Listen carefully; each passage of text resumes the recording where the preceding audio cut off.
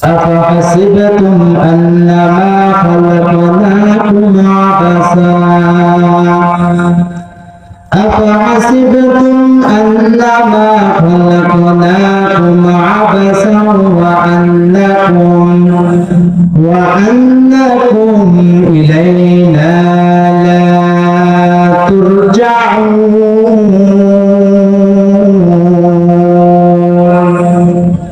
كلامে জিন্দা কুরআনে হাকিম হিকমতে উলা জানসতু কাদিম জামিউল ইলমি ফিল কুরআনে হাকিম তাকাসারাত আনহু আফহারুর রিজালি।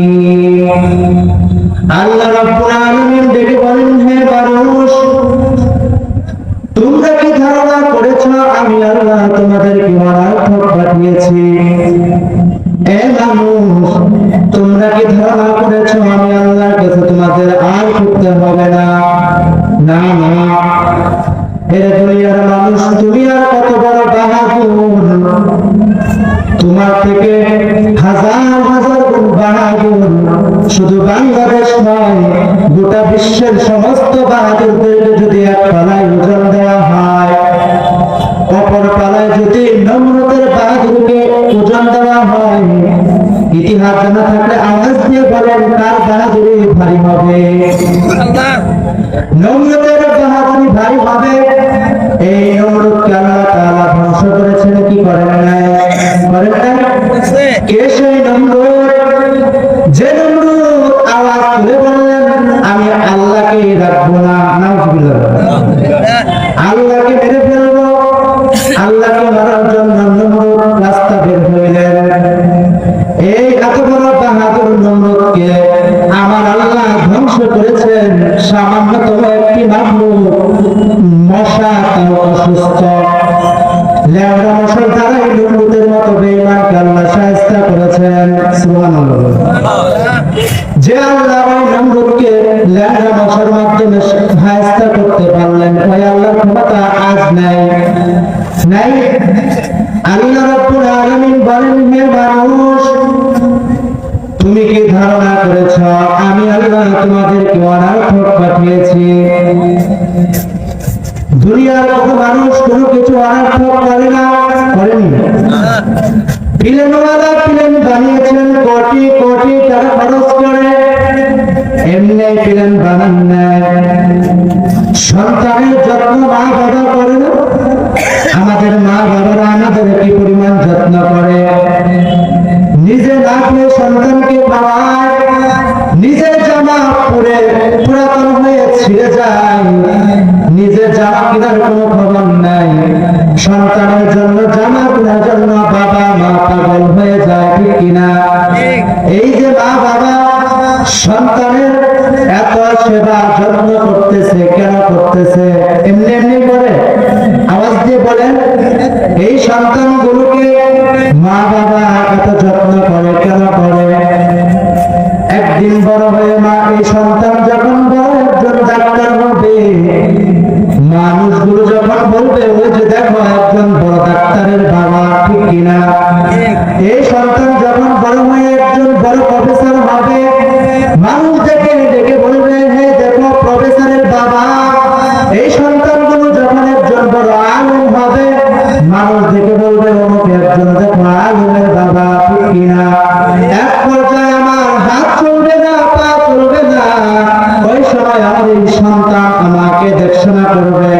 যখন আমার মৃত্যু হয়ে যাবে, আমার এই সন্তানগুলো আমার সন্তান আমার লাশটাকে কাঁধে নিয়ে কবরে রেখে আসবে। দুনিয়ার আর কেউ মনে করো কান্না করো, আমার সন্তান প্রত্যেক জুমায় বয়ানে গিয়ে গিয়ে মা বাবার কথা স্মরণ করে আল্লাহর কাছে কান্না করবে। প্লেনওয়ালা প্লেন বানিয়েছে কেন? কোটি কোটি টাকা খরচ করে প্লেন বানিয়েছেন, অনার্থক বানান নাই। কেন বানিয়েছেন? বলে তিনি এখান থেকে আরো কোটি কোটি ইনকাম করবে, এজন্য, ঠিক না? আল্লাহ রাব্বুল আলামিন বলেন, এ দুনিয়ার মানুষ, তোমরা কি ধারণা করেছো আমি আল্লাহ তোমাদেরকে অনার্থক পাঠিয়েছি?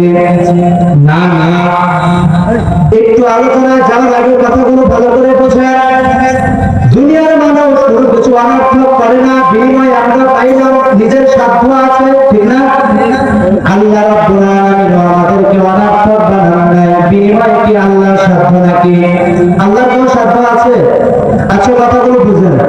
আল্লাহ রাব্বুল আলামিনের ইবাদত, আল্লাহর হুকুম যদি শুধু কাজী হারা না, গোটা বিশ্বের সমস্ত মানুষ যদি একত্রিত হয়ে যায় আর সব মানুষগুলো যদি একত্রিত হয়ে আজ থেকে আল্লাহর ইবাদত শুরু করে দেয়, একটু আওয়াজ দিয়ে বলেন আল্লাহর রহমত কি বাড়বে নাকি? বাড়বে? বাড়বে না। আল্লাহর রহমত যেরকম আছে ঠিক তেরকমই থাকবে। দুনিয়ার সমস্ত মানুষ, শুধু বাংলাদেশ নয়, গোটা বিশ্বের মানুষ যদি একত্রিত হয়ে যায় আর দেয়া যদি আল্লাহর বিরুদ্ধিতা কাজ করে, আল্লাহর হুকুম না মেনে আল্লাহর সাথে নাফরমানি করে, আল্লাহর এক ফোঁটা রহমত কি কমে যাবে নাকি? আল্লাহর রহমত যেমনি আছে ঠিক তেমনি থাকবে। তবে আল্লাহ রাব্বুল আলামিন বললেন, এ মানুষের দল, আমি আল্লাহ তোমাদেরকে অনর্থক পাঠাই নাই। কেন পাঠিয়েছি?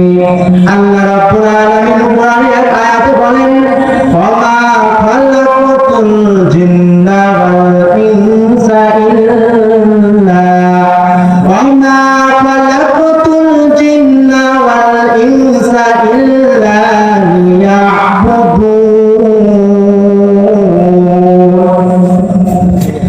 মা খালাকাতুল জিন্না ওয়াল ইনসি جزء عبادت كان نسطو جهان।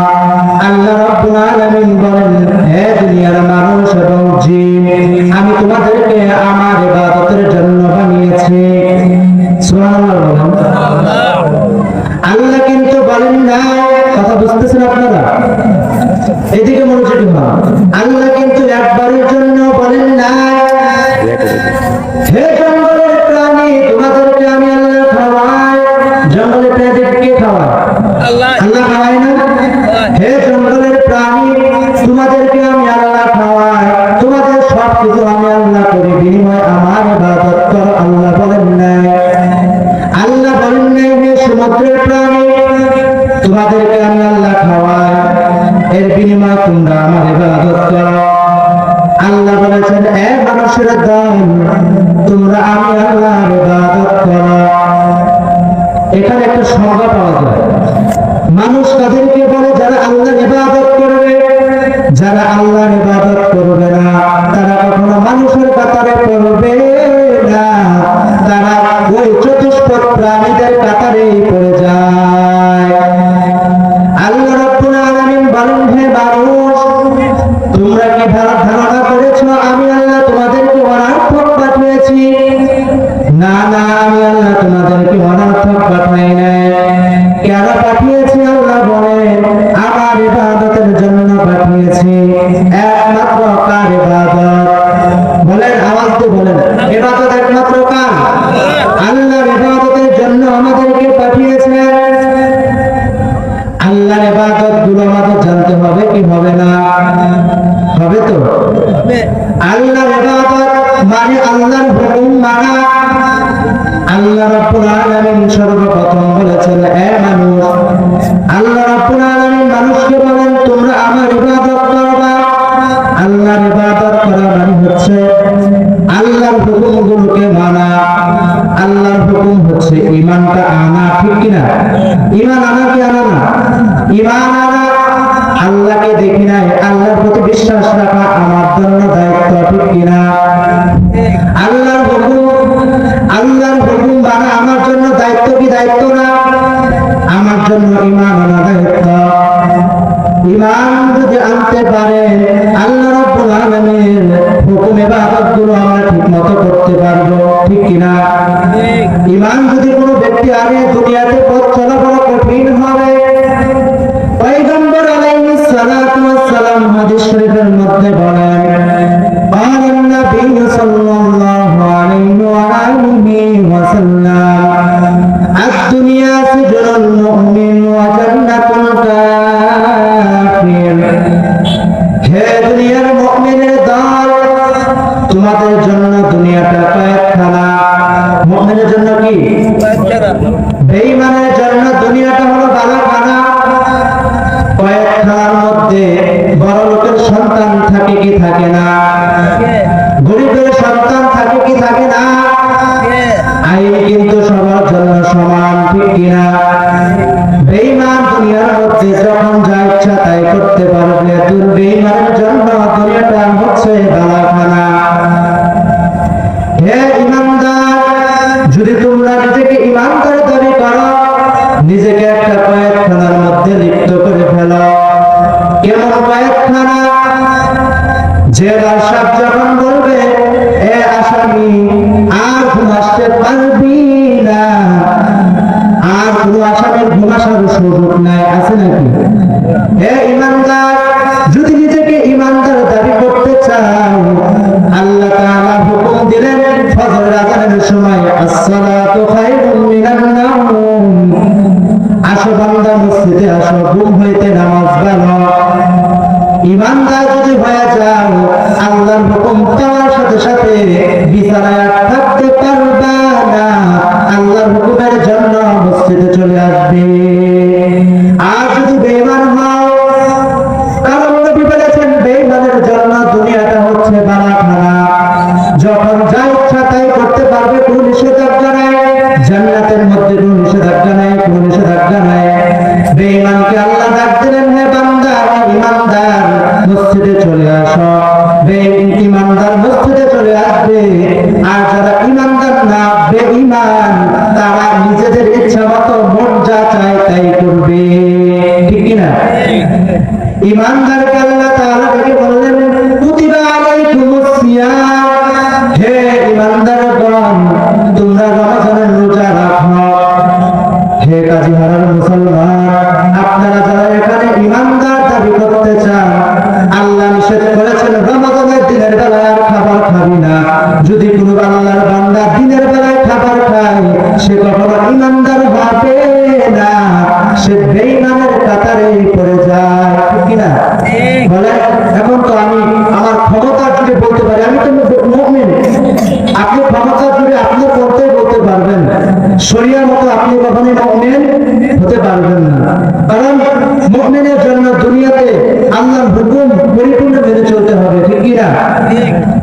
এ নবীর উম্মতের দল, দুনিয়ার জেলখানার মধ্যে, দুনিয়ার জেলখানার মধ্যে আসামি যেমন যখন ইচ্ছা তখন যা মনে চায় তাই করতে পারে না। যখন ইচ্ছা তখন ঘুরতে চাইতে মন চায় ঘুরতে পারে না। যখন ইচ্ছা যখন মনে চায় খাবার খেতে চায় তা খেতে পারে না। যখন যা ইচ্ছা মনে চায় গান বাজনা শুনতে চায় কিন্তু শুনতে পারে না। এ ঈমানদারগণ, তোমারও দুনিয়ার মধ্যে যখন ইচ্ছা তখন ঘুরতে মনে চাবে।